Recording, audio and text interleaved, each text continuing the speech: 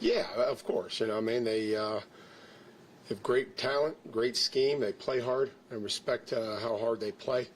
And they're just not only talented, but they have a play demeanor that I can appreciate. Mike, are they sort of a do-what-you-do defense? Some people have talked about the scheme is good, but it's just, this is... Yeah, I mean, again, there's not a whole... I mean, they don't, I guess, necessarily... maybe the volume isn't as much. I think the volume increases on third down, where you'll, maybe get some multiple looks and pressures and different things. But, I think we pretty much would have an idea of where they're going to be on first and second down. They'll mix in pressures, and then they match up, and then we'll get into the zone. But I think the volume probably comes more in on third down. You said you appreciate their play demeanor. Sorry, you said you appreciate their demeanor, Mike. What is their play demeanor specifically defensively? Well, they play to the football. They chase the football, and they get a lot of hats at the football. They create turnovers. They play physical. Do you expect Christian Gonzalez to practice today? I do anticipate him being out there.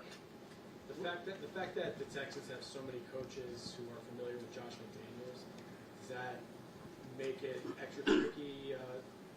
They can provide even more help to their defense, that kind of thing? I mean, again, if they know what call's coming, then we should try to get those coaches. I think that there's certain styles of offense, and we've got all our tape and got all theirs. So if they know what Josh is calling or they know what we're calling, then they got to jump on us. With that said, Mike, what's the preparation like for you, start to finish, on a week like this? Same as it was last week. I mean, we'll start on first and second down, and try to come up with keys that we feel like can help our team, and make sure that we formulate practice, getting things done that we need to get done based on the time of the season it is and the health, and move on to third down and red zone and short yardage, and that's what it looks like. How unique of a challenge will Anderson this offensive line? I mean, again, I don't think it's just one move. I think there's talent, length, effort.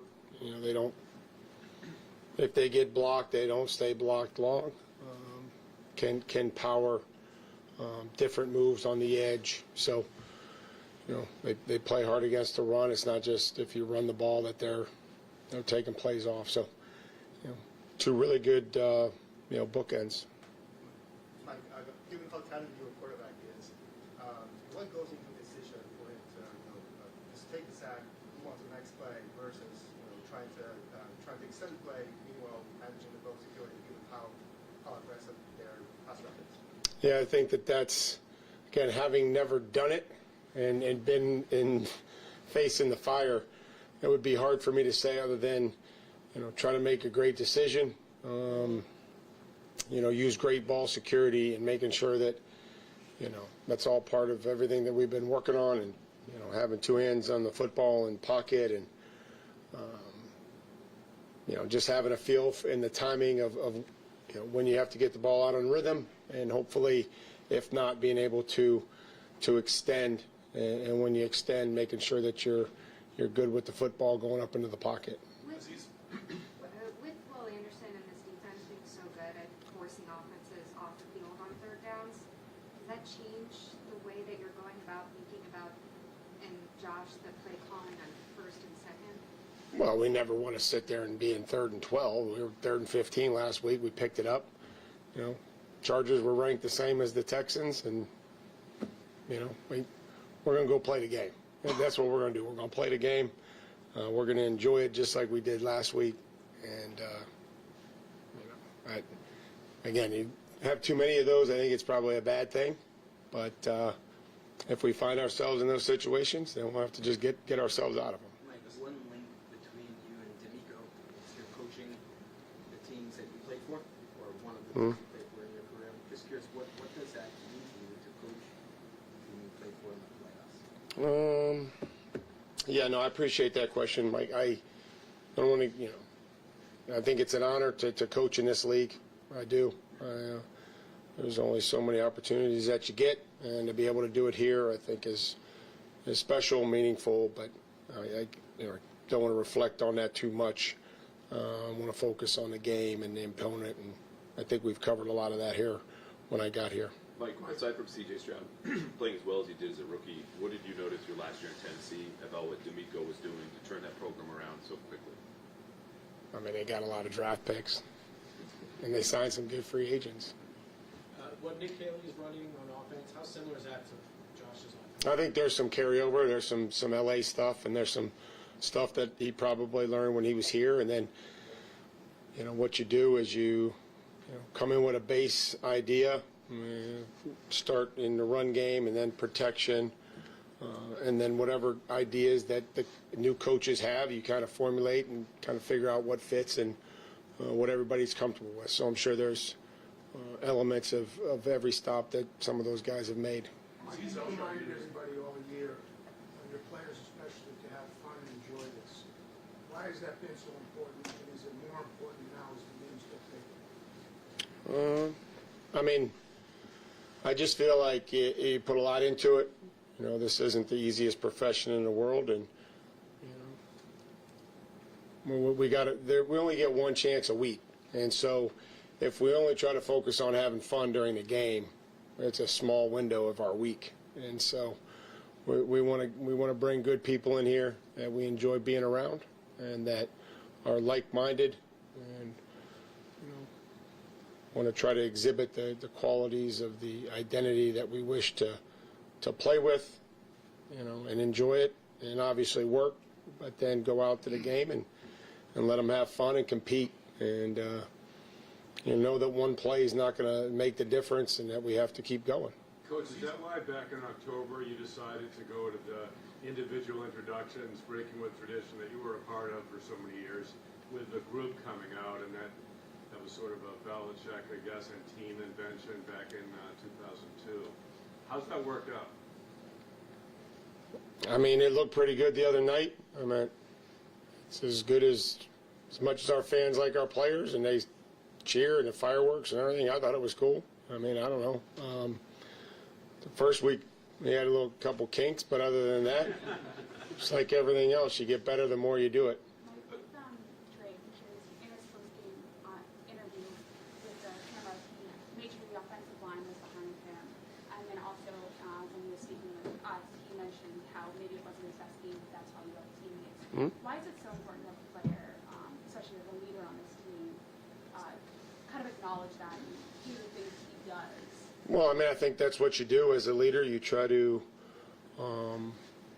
give credit and accept blame and put it on you. I think that's all part of that is being a quarterback in this league and knowing that nobody's doing this by themselves. And so we're going to have some good days and some bad days, but I think having gratitude is important.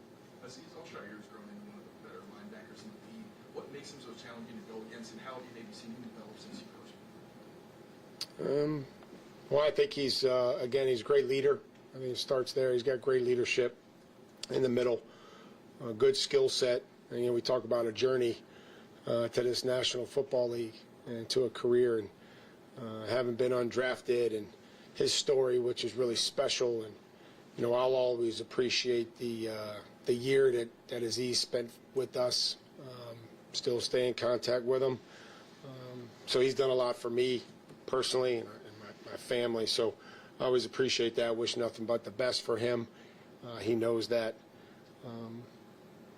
And just, I think being more comfortable in the defense and, coverage and, more stuff on third down. I think he just feels a little bit more comfortable the longer that he's been here in his system. What was it about Terrell Taylor that made you want to kind of bring him in and work with him? Well, we had conversations with him in free agency. Ended up going somewhere else, and then when he became available, we got together and had a conversation, and were able to bring him in. Mike, I'm curious with your in-game captains and how you announced those on Friday, showing the guys high school tape and all that. How did you come up with that idea, and has any of that tape stood out to you or impressed you? There's some surprisingly bad high school football tape highlights, and then there's some good ones. Yeah, I just trying to keep things, I guess, light on the Friday tape, and I think that when you get an odd number of captains and other guys get votes, and you feel like guys are for special circumstances or have shown good leadership or good way to recognize somebody, and then I don't know, just a way to announce them, or they lead off the Friday tape, their highlights. It's not the best tape, it's not the best tape, but they have, we have fun with it. I know that Zach Kerr said the other week that turnovers come in bunches or takeaways come in bunches. I know you guys put an emphasis on that before the Ravens game, but if you continue putting emphasis on takeaways? Every single day. The practice script hasn't changed. Our focus hasn't changed. We don't emphasize them in bunches. We emphasize them the same. So I wish that the more I emphasize them, the more we would turn the ball over. It doesn't work that way. What makes Danico Autry so good at blocking kicks?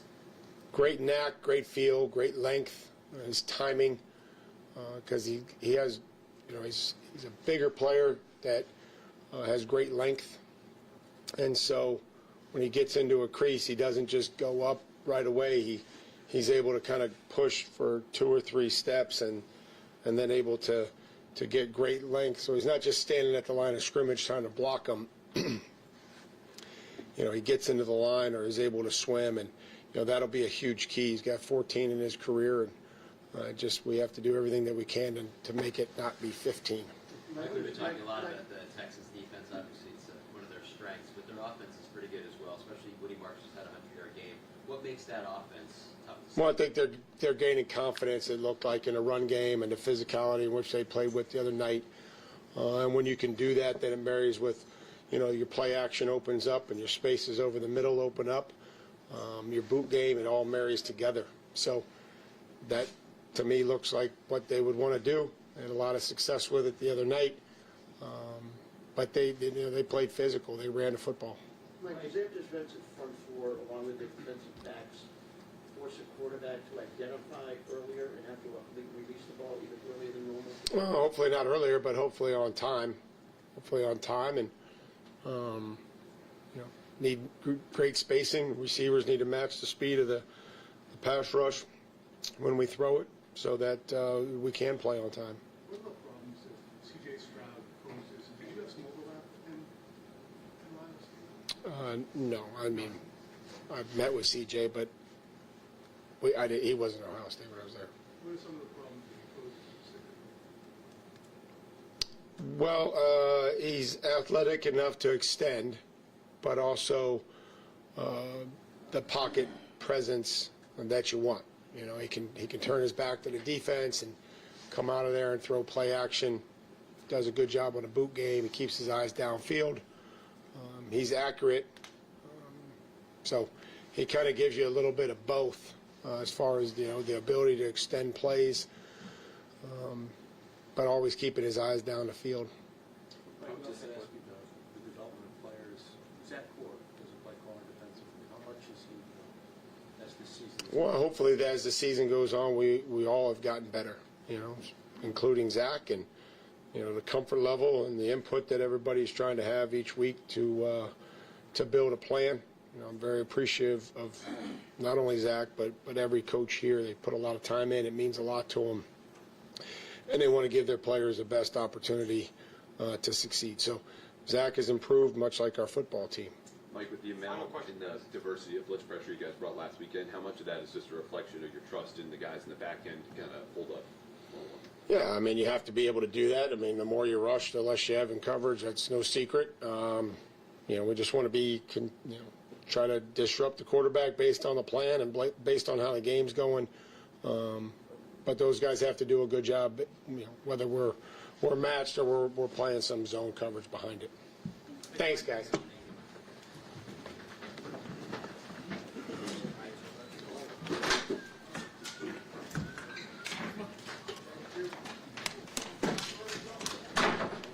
Another announcement for the